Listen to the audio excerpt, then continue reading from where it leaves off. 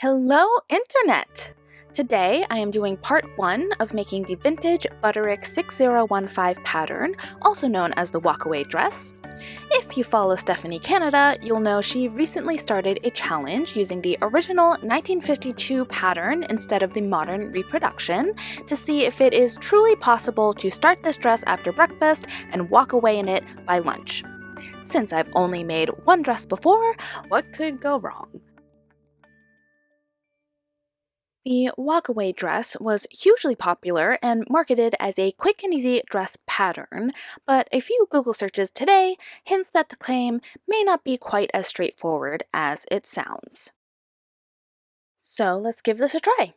Here is a copy of the back of the original pattern envelope that gives you the basic pattern shapes, the materials you need for each size, and a guide for measurements. Since back then patterns only had one size at a time, unlike today's patterns that give a range, I have the copy of the size 14 pattern. I have also acquired a copy of the size 16 pattern, which is just slightly closer to my actual measurements, and from there I will make adjustments. With this pattern, you can either go to a print shop to get this printed onto a big sheet of paper, or what I'm doing instead is piecing the printouts on regular printer paper. It's like a big puzzle. You just line up all the pieces and tape them together to make the full pattern.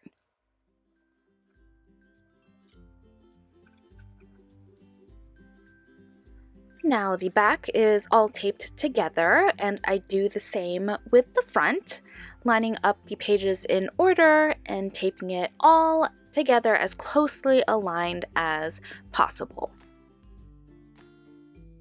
I also measure it along the way to make sure it is coming together according to the original dimensions. And of course, my supervisor is right there watching to make sure I'm doing it right. But then she gets distracted doing whatever this is. What a weirdo. Once I have all the pattern pieces taped together, I lay it under a sheet of tracing paper and copy over all of the lines and markings. I definitely prefer to do this instead of cutting into original patterns, just in case I make any mistakes or make any changes. I know I still have that original unaltered pattern to reference in case I ever need it. I just trace over it, I transfer all of the darts, seam allowances, and any other instructions that I will need later, and I will use that to cut out and make the mock-up and alterations instead of on the original pattern. I do the same for the front, laying down tracing paper and tracing over the original lines. This looks like a very large piece. I did end up removing about 5 to 6 inches from the hemline. I'm only 5'1", and this hem was landing almost at my ankles, which is not the look I'm going for. And I know I will need to make other changes to this pattern. It's not my right measurements. I've never made this dress before, so for now, I'm just tracing out, drawing out exactly like the original pattern indicates, and I will make a mock-up from this original unaltered pattern just to get a baseline, and then I will decide what changes I need to make from there.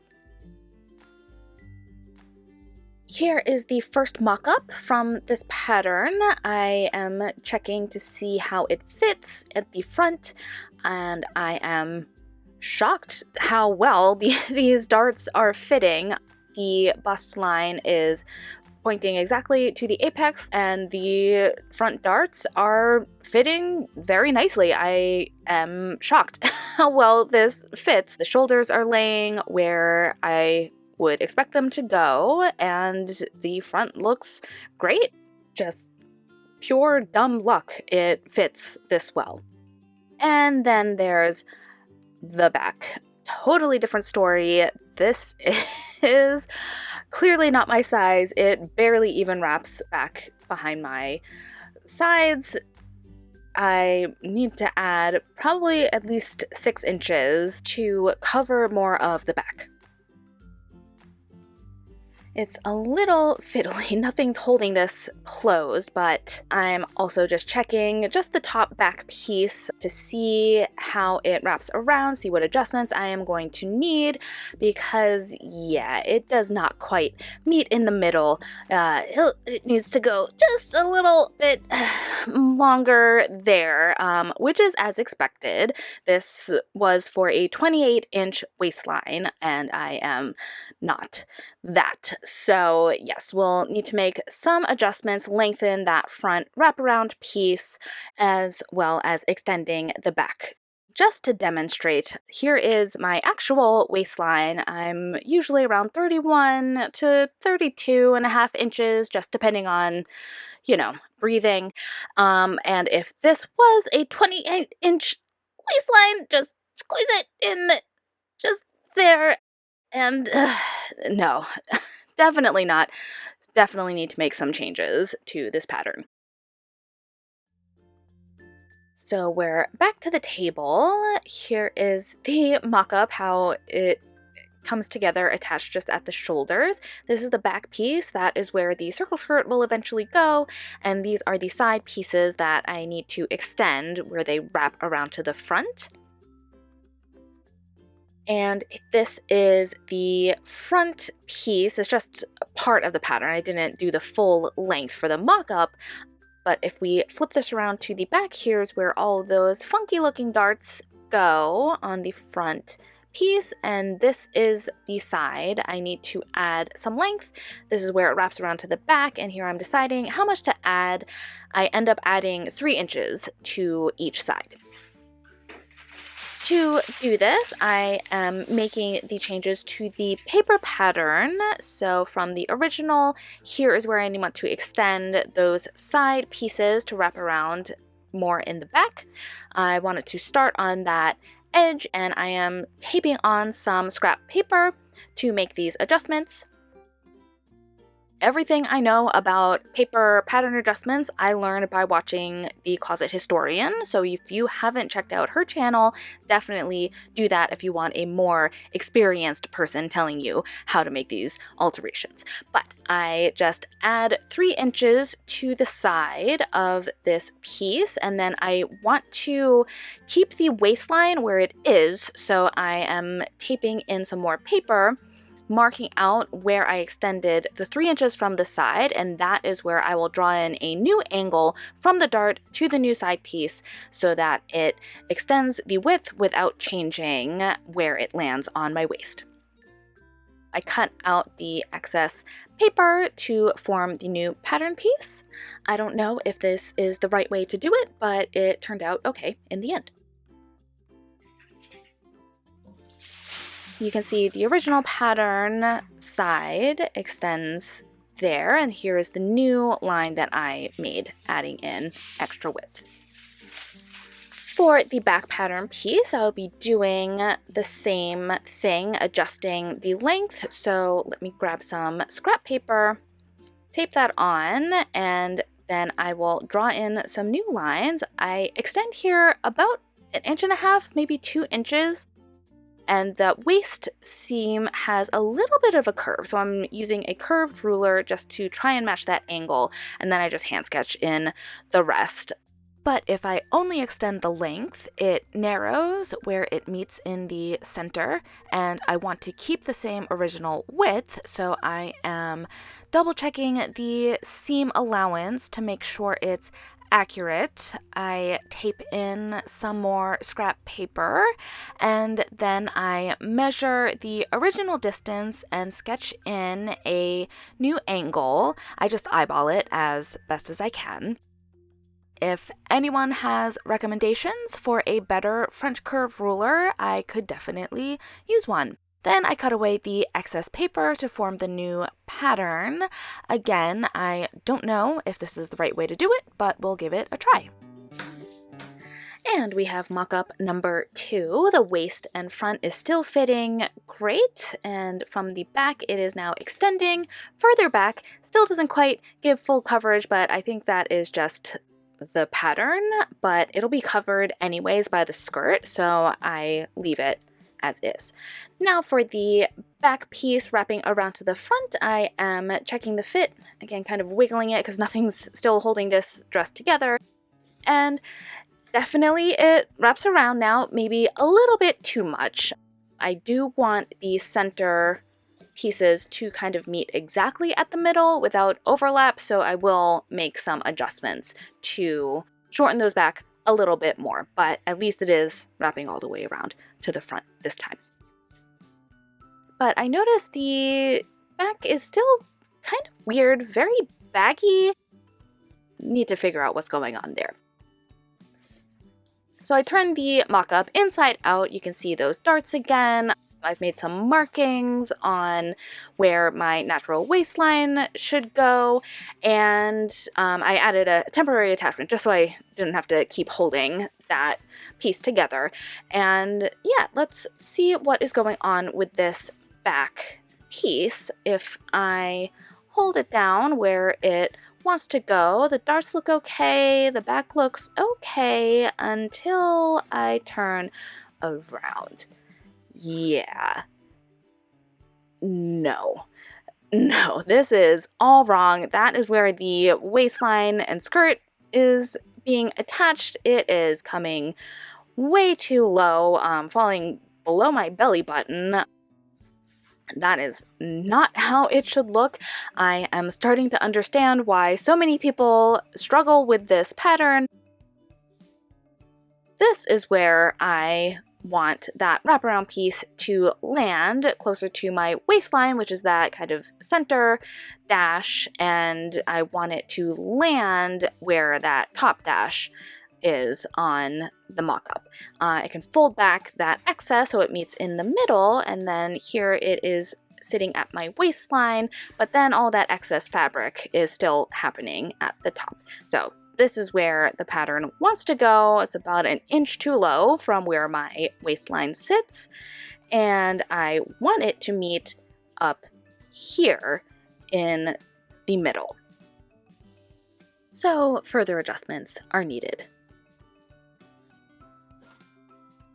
I pinched out and pinned the excess that I'll remove from the front, and on the back I moved up an inch from between the shoulder blades, that line there, and that fixed it. It fixed almost all of the issues that I was having with that back piece, just pinching out that inch, and now the waistline is meeting where I need it to go. The skirt will be attached here, it will sit correctly, and now a new problem has presented itself. This neckline is very loose, very saggy. The shoulders are sitting kind of weird.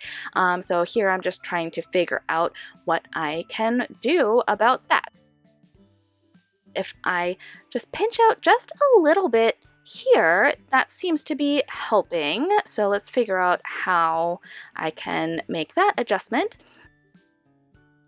I do not have a mannequin, so here I am pinning just onto myself and just really carefully pinning without accidentally poking myself. I do the same on the other side of the neck, just pinching out that excess fabric just to see how it lays, see if that fixes the gaping at the neckline.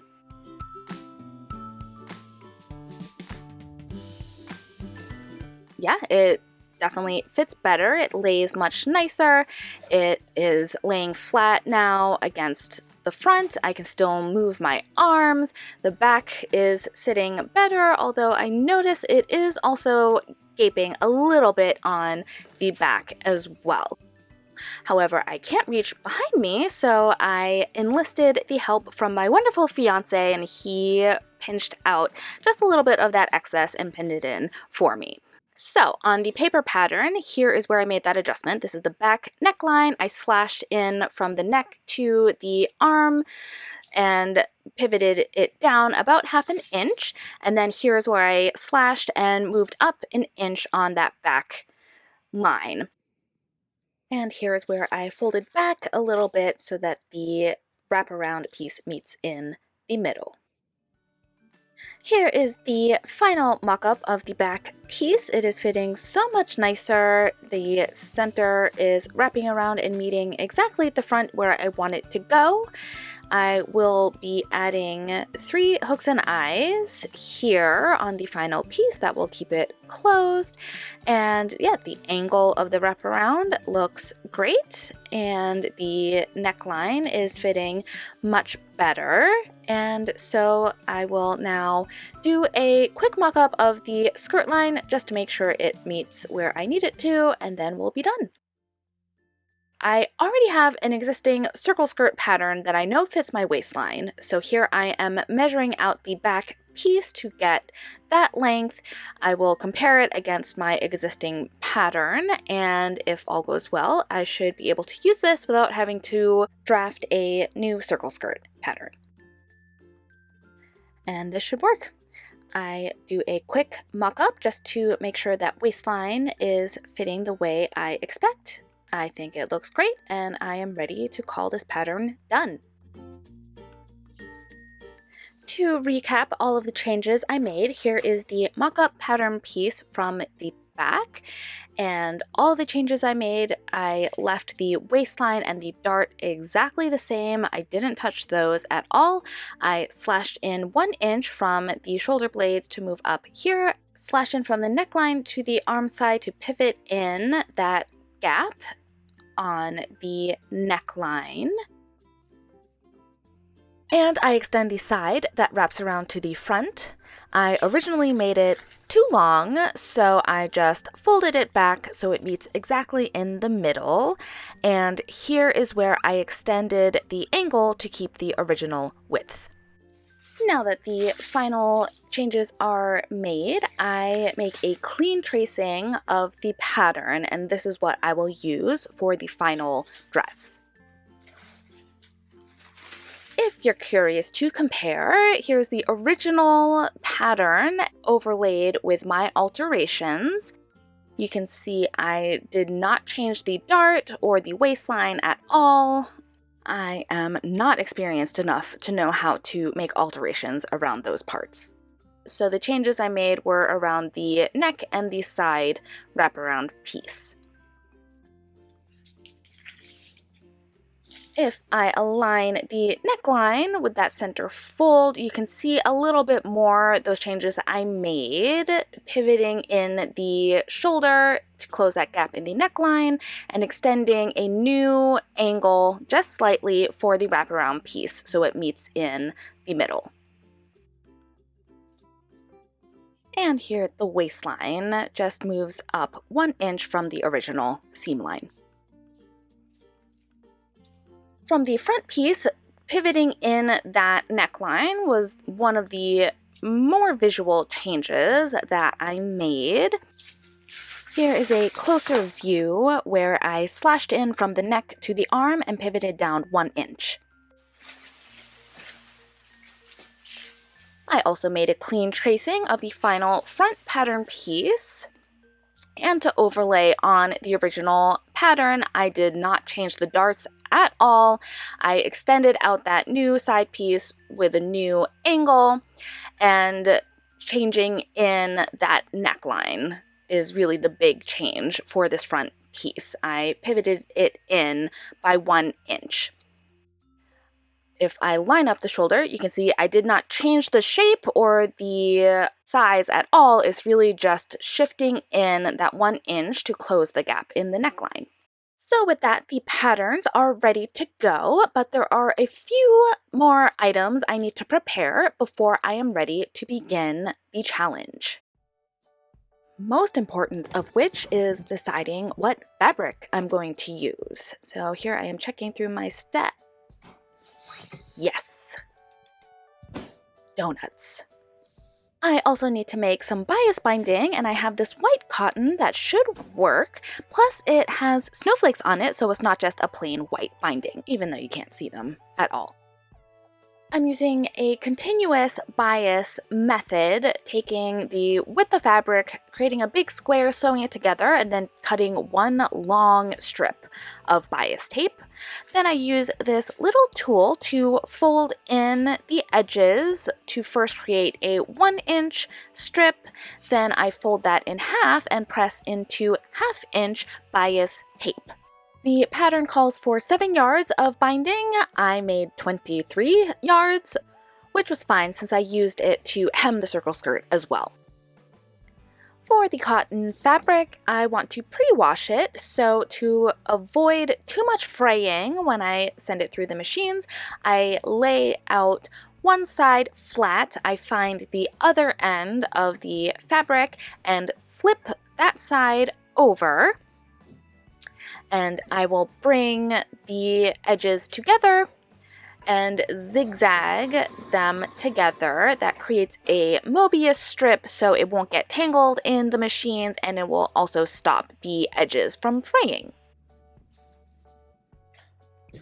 Once the cotton is all washed and dried, I iron it to get the final creases and wrinkles out, and then notice that I thought I had 4 yards of this fabric, and it turns out I only have 3. So I will have to do some creative math and thinking to make the skirt and back piece still fit.